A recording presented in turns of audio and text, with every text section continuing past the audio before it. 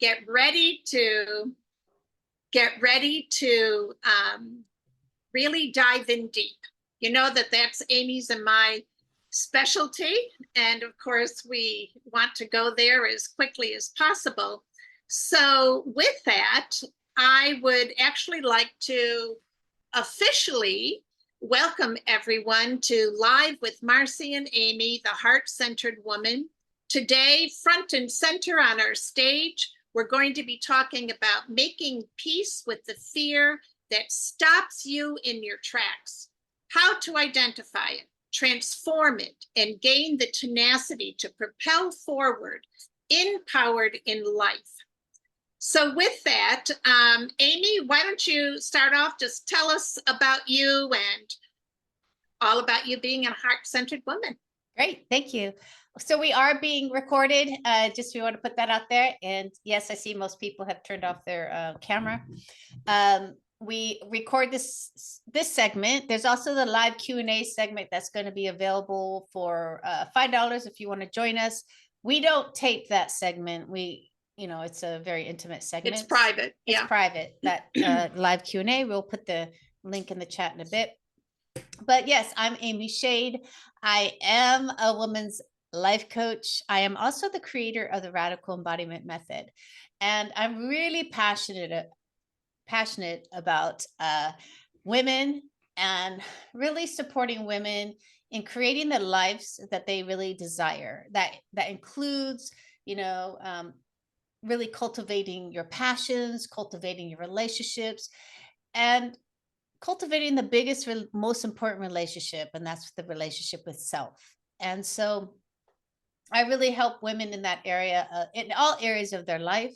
I'm passionate about it. As I said before, the embodiment aspect of it all is something that I believe we as women and many men are missing that part, because we've been told that it's not as important as the brain and the mind and the thinking.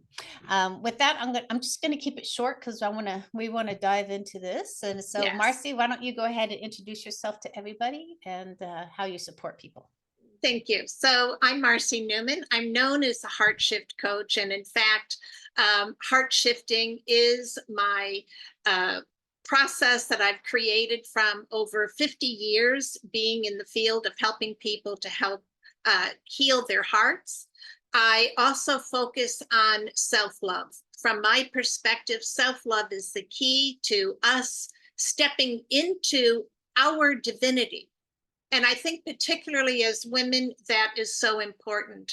And we're going to talk more about what that looks like in our lives as women, coming into our hearts, as opposed, like Amy said, being in our heads. So my work primarily is helping women to get from their heads to their hearts, and then to utilize the energy of the heart to transform and transmute and transfigure energy so that they can cultivate the courage that it takes to go forward, leading a completely heart-centered life. Amy and I are going to be talking about our personal experiences and the development of that perspective and how it has changed our lives. And of course, how it's changed the lives of thousands of women that we've worked with and have watched that transformation in their lives too. And so we do hope that you'll join us, by the way, for the live Q&A where we can hear more about your stories and to continue to support you and give you the tips and tools that we have come to cultivate that we know really, really work. So with that, I'd like to sort of set the stage, set the frequency of energy for our segment today, and share this quote with you by Marie Curie. Nothing in life is to be feared. It is only to be understood. Now is the time to understand more so that we may fear less. So with that, Amy, would you start us off? Tell us a little bit about your perspective on fear. And I think very quickly, everyone is going to recognize why we chose this topic for this month. Thank you. Yes, so fear is something that me personally have experienced on a regular basis as a young person, and um as early, like even as late as my um 30s, right? So it's been something that has been in my life consistently. It really shows itself in sneaky ways, which we're going to go deeper into. Yeah. And so that's what's difficult oftentimes to recognize fear. I will also have to say, and I'm keeping this kind of general right now before we go deep, is that the time we are living in now with social media, with the news, with uh, those types of media, they really have been cultivating fear in our life. They have been really figuring out how to make us so fearful that we either buy something or we don't do something. And so the outside world is now really influencing many people through fear in such a huge way. Even in the music that these media, like these news medias play, the music is trying to drive this fear, right? This adrenaline rush. Because when we feel fear, we get an adrenaline rush. So that's just like a natural reaction.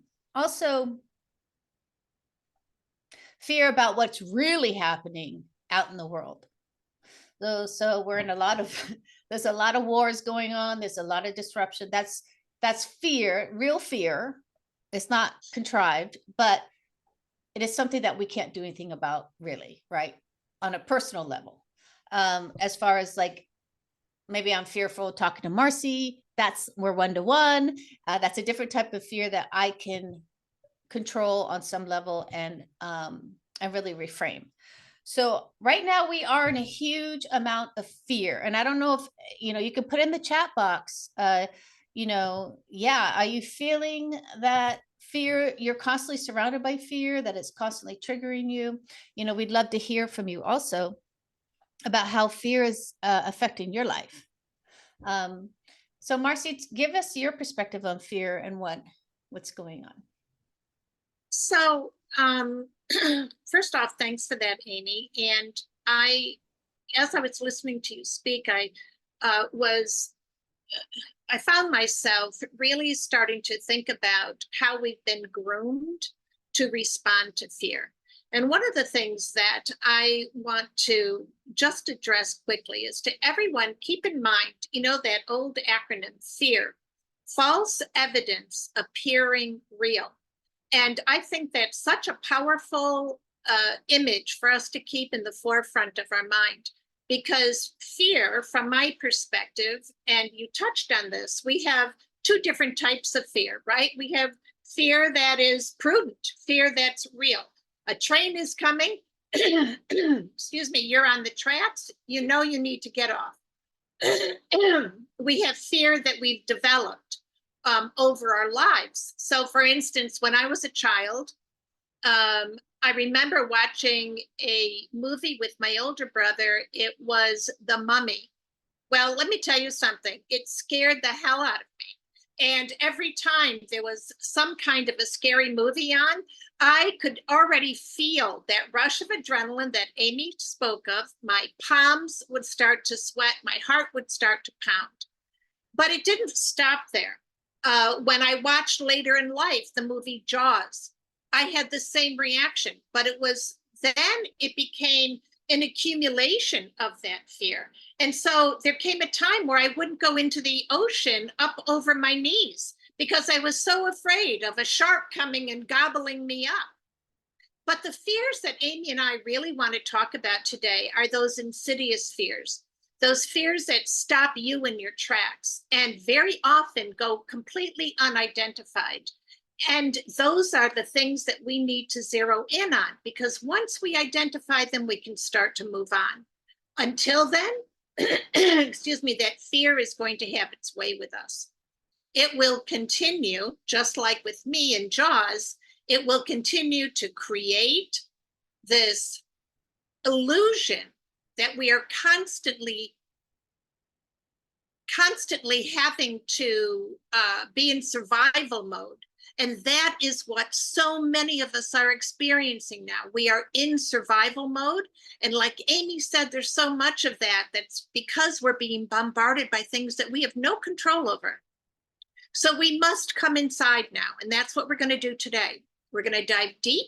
We're going to come inside and we're going to look at the things that we are being controlled by that are depriving us from the life that we came here to live. So with that, Amy, I'd like to ask you a question. Let's start off with this one. Why is fostering an embodiment practice so important in identifying the hidden fears that are commandeering your life? Yes. Thank you. So the embodiment is the embodiment process is very important. Like because oftentimes we don't even feel how much the adrenaline in our life through fear is really provoking us to take action, or the way it lives in our body in such a way that it's making us sick physically. And so it's important to understand and get into your body, to do body checks, to start understanding that your body is an important aspect of your journey through transformation. You can't just transform with your mind, because your body will be something that will hold you back, because most of us feel that fear in our body, right? So when you start recognizing when you actually feel fearful, because as we talked about, we haven't really gone deep into it, but that it can be in sneaky ways that fear is running our life. So if you can identify, oh, why am I getting this adrenaline rush? Why am I getting fearful right now? That really gets you to identify what you are. Number one, that you're even in fear. Okay. And number two, what are you fearful of? What is actually happening that's bringing up this sense of, is it telling your truth? Is it trying to switch careers? Is it trying to date again? Is it getting in a conversation with someone and noticing like, oh my God, these people are really triggering me on some level? Why? And a lot of you maybe you don't know this, but I do coach a lot of children, like kids, right? Young adults. And, it's interesting how they rely on fear as a motivator. They rely on anxiety as a motivator, either by procrastination or by fearful of their parents, what might happen if they don't do it. So fear is a motivator on some level. Okay, fear will motivate you on some level, but it can also shut you down. The thought is like, do you want fear to be your main motivator in life?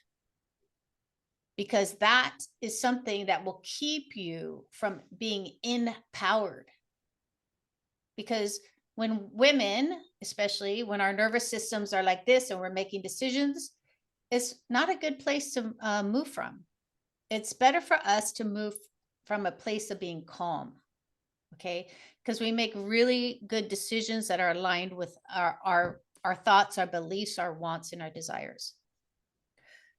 So, but we must first understand that we need to get in touch with our body. We need to love our body. We need to tap into the wisdom of our body. We need to know that it is wise. It is telling us something, and we need to start listening to our body even more. So that's why it's important to do an embodiment. Every morning I do a body check. I open my eyes. How does my body feel? Every morning. Because I know if my body is in turmoil, anxiety, or fear, I am not going to be able to really move in a direction that I want to move in with the intention that I want to move with. So that's why it's important for me and hopefully for you. All right. So Marcy, I'm going to ask you, Or so what is it about fear that keeps us oblivious to its presence?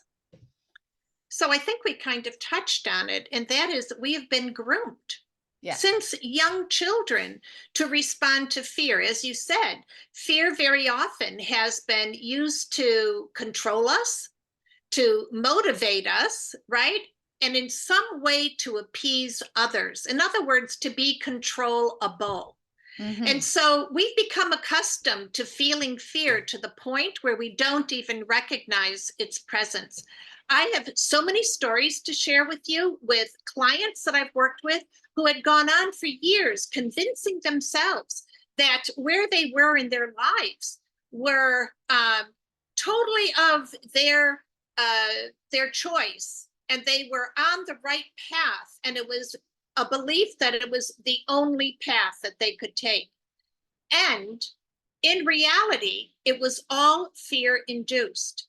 And so we have to start to differentiate a couple of things.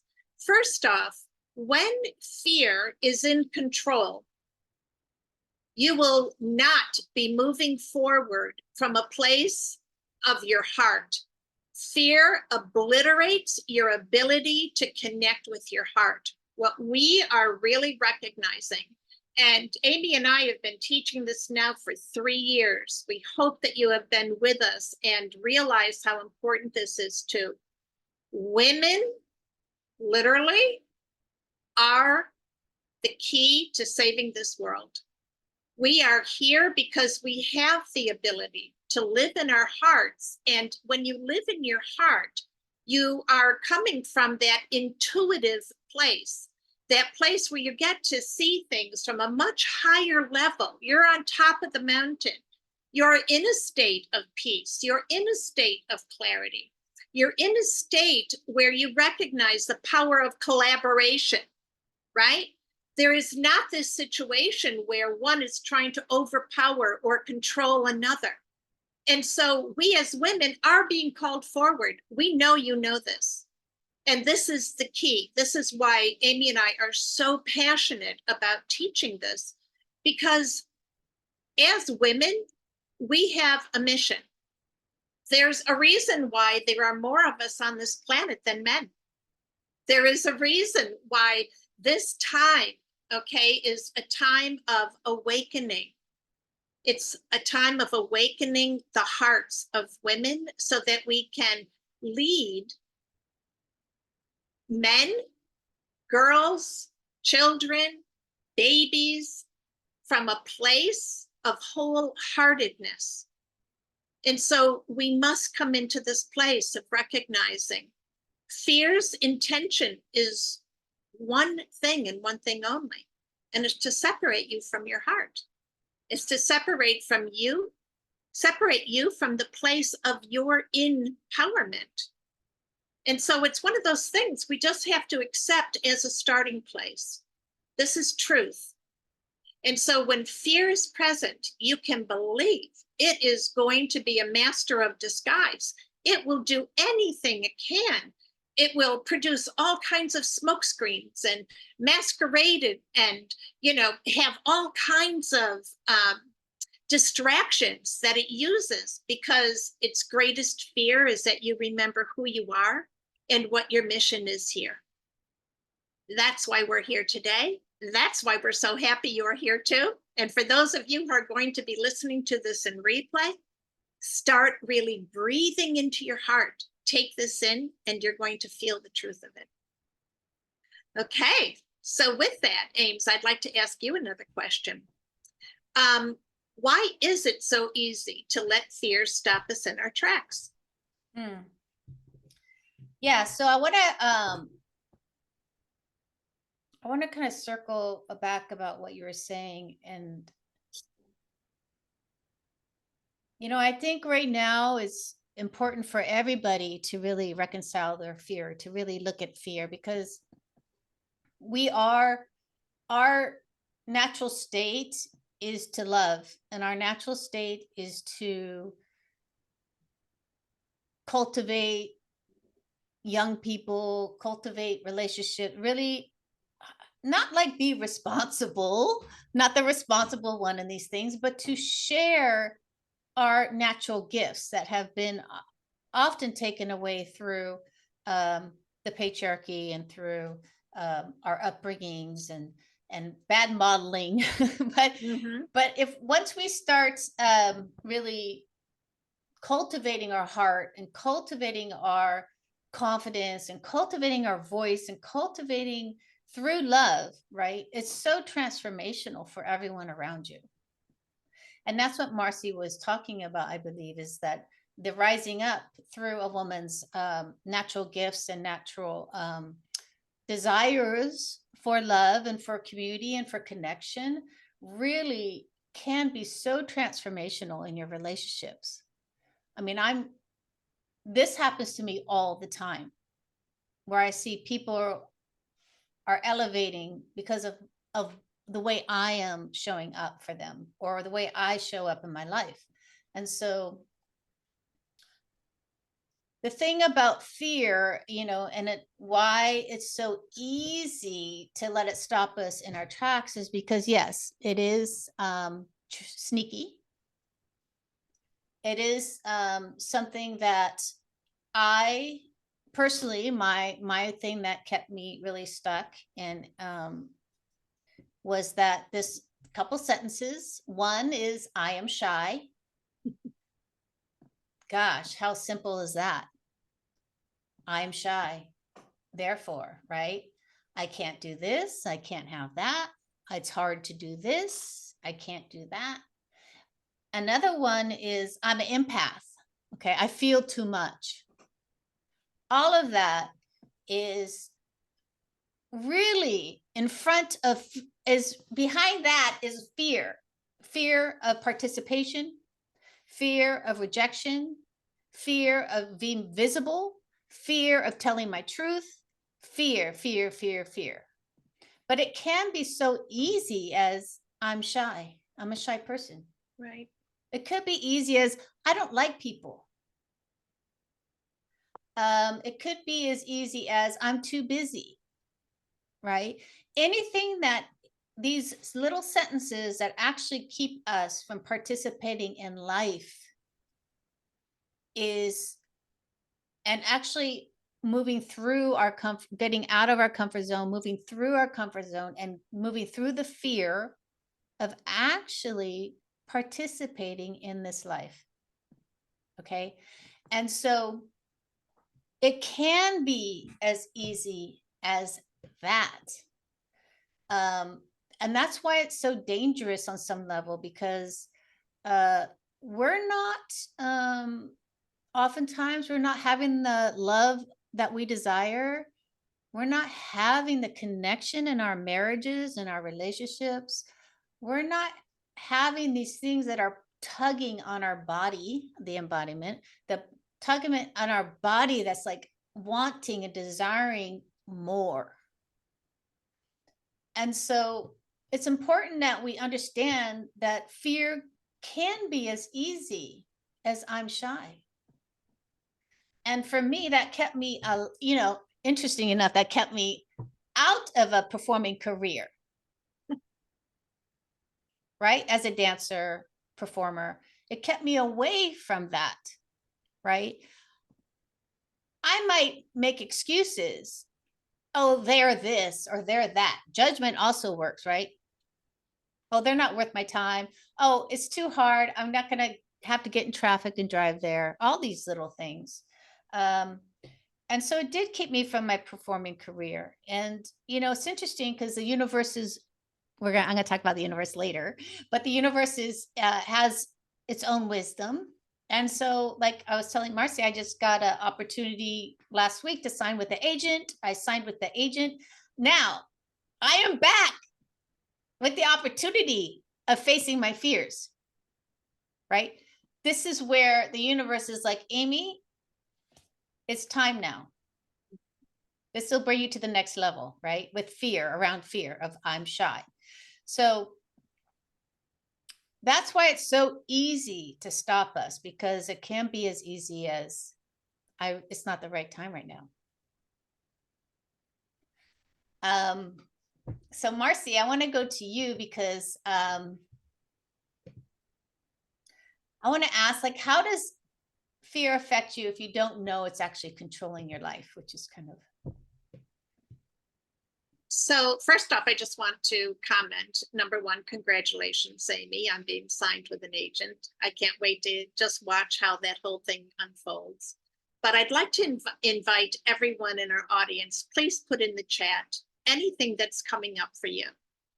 If you're starting to recognize fear maybe in a little bit of a different way and how it has pulled a bag over your head and you haven't been able to see how it has been preventing you from living. Also, I want to encourage you to write down any questions that you have that start to come up. And then Amy will be putting the link in the chat where you can register to join with us for our live Q&A, and you can ask whatever questions that you want to. So with that, Amy, could you just ask me that question again, please? Sure. So how does fear affect you if you don't know it's controlling your life? Yeah. And it's such an important thing for us to recognize just how much of our lives we have given to fear. In truth, how we handle our fear determines how you're going to go on with the rest of your life. So, like Amy said, if she had stayed in that place, oh, I'm shy, and had never ventured onto a stage with her dancing, she would not be signing with an agent today. It couldn't have happened. So it actually influences everything because everything in life is an unfoldment. One step leads to the next and the next and the next. So we either experience life as this great big huge adventure, or we allow ourselves to be limited by it. And what we've been sharing with you is how insidious this is. Like, you might not recognize something so simple as, oh, I'm shy, coming from a place of fear. Another one I have found with so many of my clients, and when I hear it, literally, it's like nails on a chalkboard, is when someone says something, oh, if God wanted me to have that, I would have it. Or if God wanted me to do that, I would be doing it. It would be happening.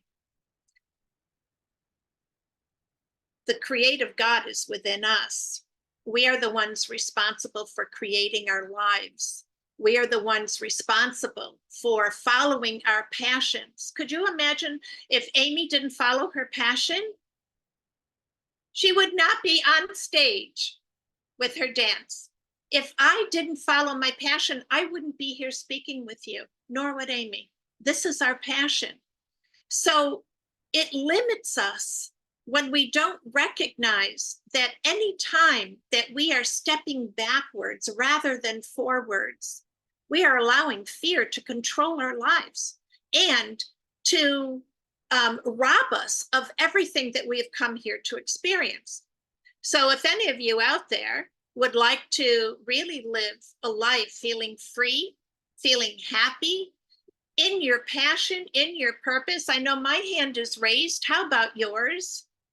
Then we have to start to identify the fear and cultivate the courage to step beyond it. Like Amy just said, she's now being confronted by all of her fears again, and they're performance related, but it comes down to one thing and one thing only. What fear does is it somehow triggers this belief that we're not enough. We're not enough to do this. We're not enough to do that, like Amy said earlier. We're not enough to step up to the plate for ourselves, because what if we're not enough? And so what happens is we don't take action, and then that breeds more doubt, more fear. We become less involved in our own lives of creation. But when we take action, then we suddenly can start to cultivate that courage and the confidence to go forward. So when we're in this fear, as we said earlier, it is not only abnormal, to be in fear, it is unnatural for us. Our natural state is one of peace and knowingness that we have the ability to create anything that we want to experience. So when we're in fear, as a projection of that, we start to blame other people for our lack of involvement in our own lives, right? Suddenly we become victims and other people are responsible for that. We have fingers pointing to guilt and shame. But we can also become very cruel to ourselves and to other people because we're constantly trying to rid ourselves of that energy. So when we start to come into the knowingness that we are in this place to mitigate the effects of fear, which is our humanness, and are constantly meant to answer the invitation to step into our godliness, we start to realize that stepping through our fear is one of those most monumental things. It's one of the hugest steps towards self love that we can possibly gift ourselves of. So, thanks so much for that, Aim. And I want to ask you, what are some of the things that you believe are necessary to help us to overcome our fears? Yes, thank you for that. I want to speak on, I just want to give a, I always like to give out a little bit of a understanding, compassion, perspective that, when my fiance passed away, I was in a lot of fear. I was in a lot of fear for like 3.5 years, fear, anxiety, grief, PTSD. And so if that's where you're at, that's okay. That's where you're at. There's no urgency to move through that. If that's where you're at, I always like to put that out there, uh, to respect where you are, right? Where you are right now. And so that you can slow down a bit and just be okay with where you're at. Um, Now, if you're not there and you have these desires that you want to bring forth in your life, if you have the desire to maybe create more intimacy with your partner, if you have a desire to go back to school, if you have a desire to start a business, if you have a desire to take that dance class, to go back to the gym, to start running again, whatever to start painting again, if you have a desire to do something that it keeps coming up as a passion for you, maybe you feel very lonely in your relationship. That's very common for people to feel very lonely in their relationship. um, if you have any of these things or whatever is coming up for you, all behind all of those desires that you're not taking action on is fear. It is a fear. And so that would be like the first thing to recognize, is that, yes, this excuse I'm giving myself is actually a fear about, is something about a fear. So like for me, I went back to college at age 43. Now, most people think about going back to school. And I don't know if you can relate to this, but if you're thinking about going back to school, you're probably going to say, I sucked at math. It's too hard. I mean, I'll flunk the math. There's no reason to go back to school, right? So we put all these things in front of our desires. And so what are you saying to yourself? The thing about uh, working with fear is knowing yourself. Okay. You have to know the phrases you tell yourself. You have to know the limited beliefs you have about things. You have to know yourself so well. And this is the empowerment of self. This is when we talk about empowerment, is that you know yourself so well that you know when you're like, I'm just saying that because I'm afraid. Once you get to that level of like understanding your wounds and understanding where you struggle in life, it's very important to know yourself. And this is part of like our mission is the empowerment of self. Like, and what that means, because you are so wise. You already know. It's just that you put fear in front, and then the fear comes up and then you don't do it. But you already know. And to sit with that is a beautiful thing. I already know I'm in a crappy relationship. There's no denying it. And there's actually nothing very fearful about it. The fear comes in, what am I going to do to leave that relationship? So the fear is often the uncertainty of how life is going to be after you take action. So uncertainty is something that you must also cultivate a relationship with. And that means letting go of perfection and control. Like Marcy was talking about control earlier. If you are in trying to control yourself, trying to control outcomes, trying to control other people, you are constantly living in fear. You yourself are a fearful person because you are trying to control everything around you. Now, that used to be that superwoman. Put the frying in the pan, that song, which I hate. Be in control of everything. That used to be, for many years, from I think the 80s up to probably 2 years ago, even, this great thing for women. But all that does is keep us in fear because we don't allow uncertainty to come in. We don't allow this uncertainty to let other people thrive around us in a way that they want to thrive. Because we're trying to control everything, and control is fear. That's right. Control is pure fear. Because of the uncertainty of what might happen if you're not in control. So really, really look at yourself and like, what am I trying to control and why? And why is that happening? Why am I trying to control? What am I afraid of? What am I afraid of? What am I afraid of? So Marcy, I'm going to ask you the link. Excuse me, Amy, Yeah. just before you do that, can you put the link in the chat for the Q&A? Julie said she tried the link and it didn't work. So maybe you can just check that out and then go ahead and ask me my question. Yeah. I just used it and it worked. So let's try again. I'll put it in again.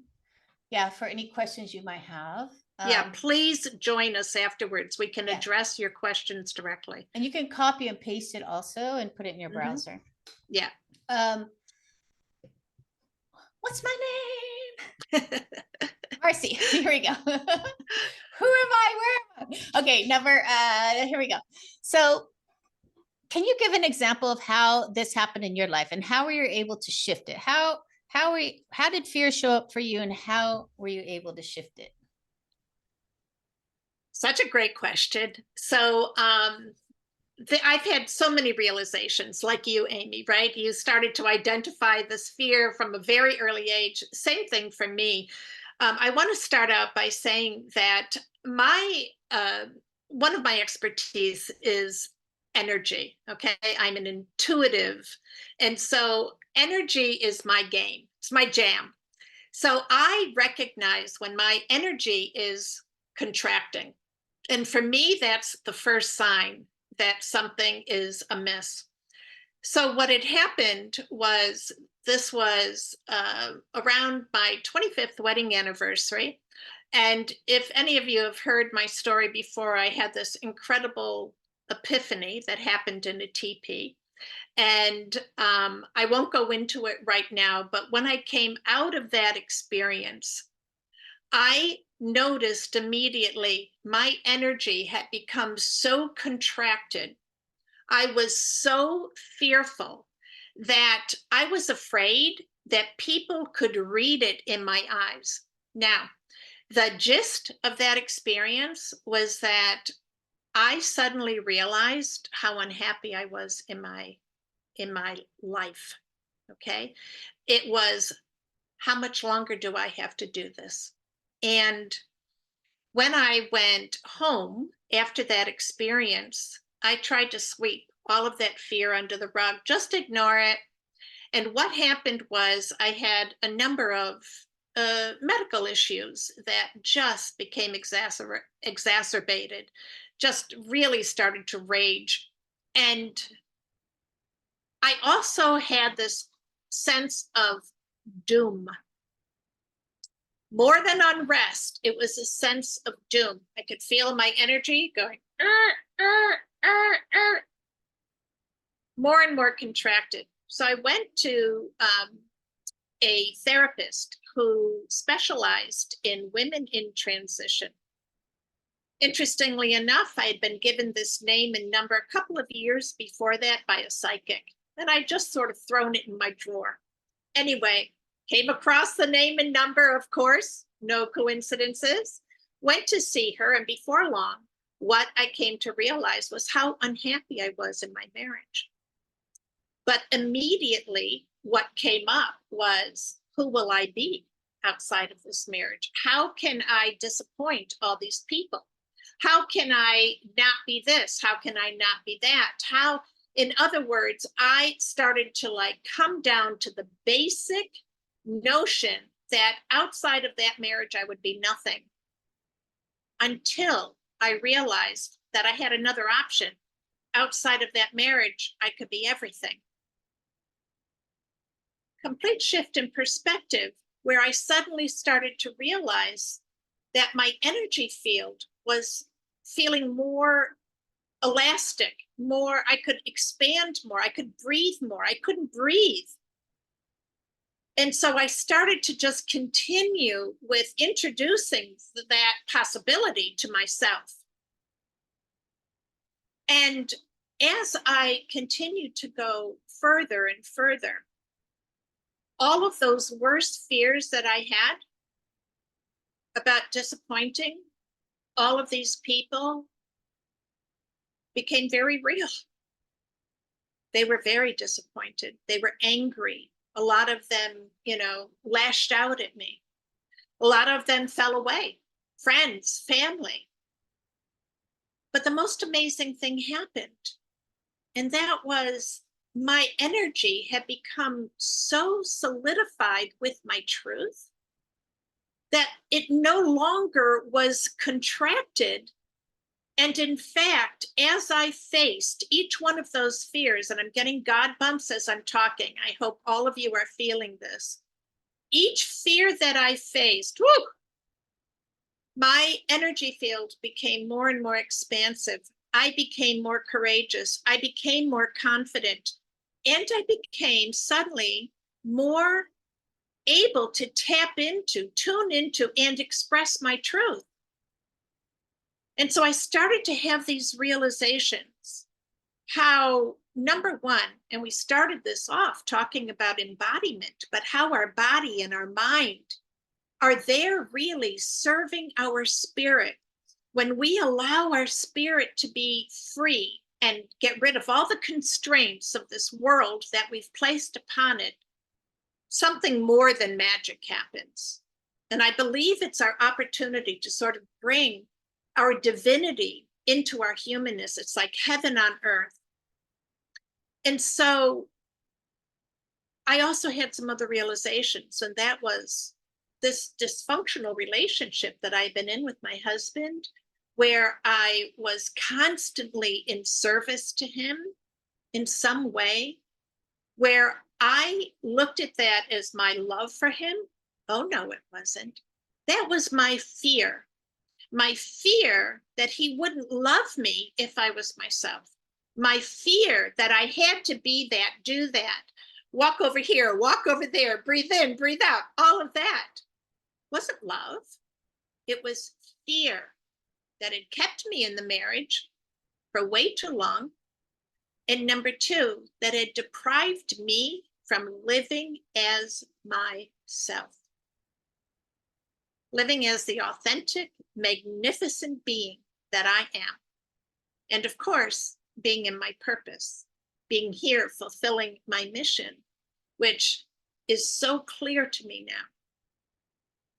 And so clear that I've devoted my life to, making certain that I take every opportunity to teach that, from my perspective, self-love is the key. It's the key to us having it all and being it all. So thank you so much for that, Aim. I want to go into this question for you. And that is, and you mentioned this a little bit before, how does the patriarchy set us up to be fearful? Yes. Well, Marcy, I mean, even in that marriage of yours where the ideal life from the patriarchal perspective is to be of service to the husband, Yes. right? And if you're not in service to your husband, you're selfish. The relationship won't work. You don't care. You're not giving 100% to that marriage. The patriarchy also sets us up by putting value on these big wins, being the best, having to complete first, be first, be the best, don't fail. Don't even bother doing something unless it makes money. Okay. And so what happens is, with all these beliefs about what it is to participate in life, because it's really about participating in life, right? So this participation in life through the patriarchy is, it has to have a value. You have to be the best. There has to be some kind of competition, and there has to be a reason to do it, right? And so when we walk into these situations where we want to try something, maybe we want to do a business, maybe like we're talking a relationship, whatever it is, there's these unspoken rules and regulations that have been set up for us forever, right? And we're walking into a situation with these expectations that were set up for us through the patriarchy, and what it means to have a good life, what it means to be successful, what it means to be abundant, right? What it means to be a victim, what it means to be successful, all these things are defined for us in so many ways. And so it's our job to forget all of that. It's our job to shed all of that teaching and learning. That's our job.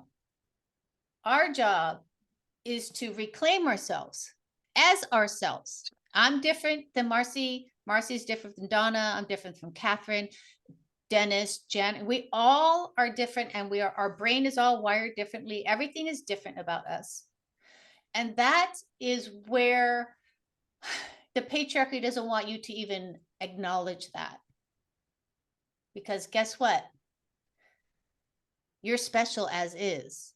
You can do the things that you want to do the way you want to do it, based on your own desires, wants, and needs.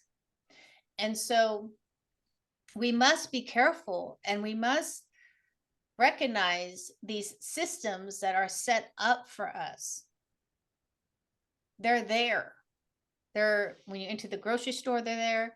When you watch the news, they're there. When you walk into a family system, they're there. With relationships, it's there, because everyone's been on this track. We're all in the same kind of bubble of the patriarchy, and bubble of these lies, and bubble of fear, We're all in it together on some level. And so we must break away, pop the bubble,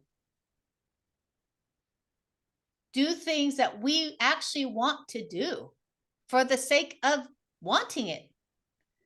So it's what does that mean? It's not ever about the outcome. It's always about the journey and who we're being.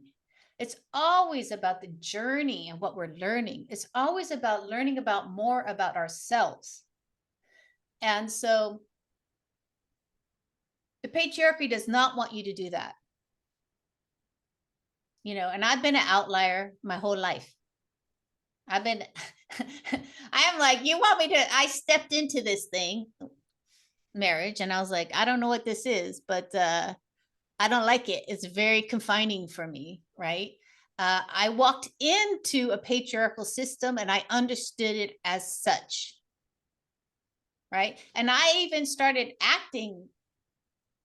trying to act that way and understanding like, this is not right. I got to get out of this thing. This is not correct. Okay.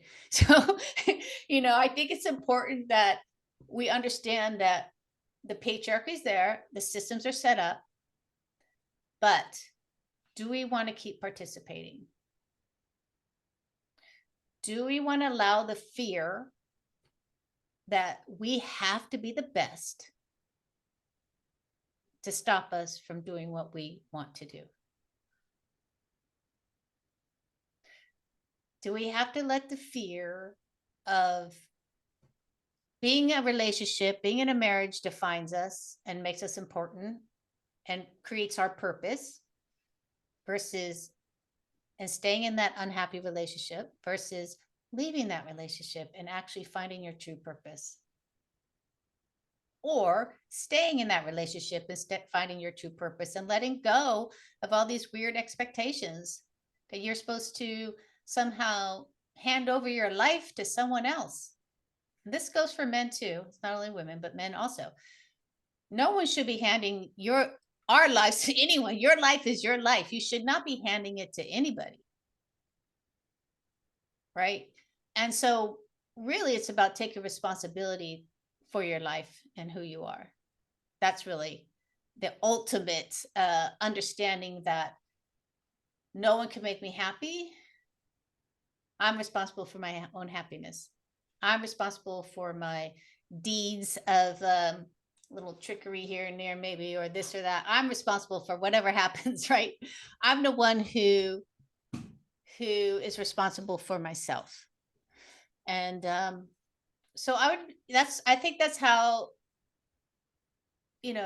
many people think. It's like, if it's not bringing in money, you can't do it. If you're not the best, don't bother. If you have to take time to learn something and you don't get it right away, you suck. Right? So the patriarchy, we must all be aware that it's affecting our lives. So Marcy, where are we on this? So actually, I'd like to just take a minute to emphasize that this in no way is male bashing. No. The patriarchy is an energy that we are all moving out of. Yes. That means men and women. We are seeing full on the effects of the patriarchy, the energy manifestation of it by all the wars, the destruction, everything. We as a collective are shifting out of that energy. We are heart shifting. We are shifting from our heads to our hearts.